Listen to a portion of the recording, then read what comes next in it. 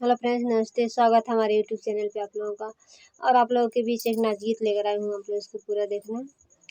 सासु झगड़ा जीनी करा माया लगावा कैदा, सासु झगड़ा जीनी करा माया लगावा कैदा। नाही हमके लोटा चाही, नाही हमके थाली, हमारे पापा के बर्तनवा दैया लगवा कैदा।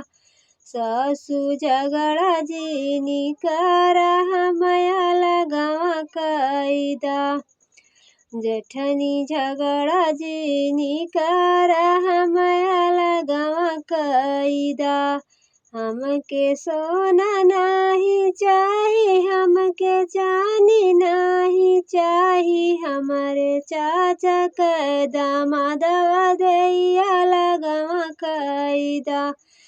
मरे चाचा के दामादवा दैया लगवा कैदा।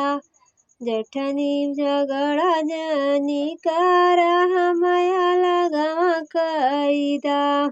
नाही हमके साड़ी चाही, नाही हमके लहंगा, हमारे भैया के तिलकिया दैया लगवा कैदा, हमारे भैया के तिलकिया दैया लगवा कैदा।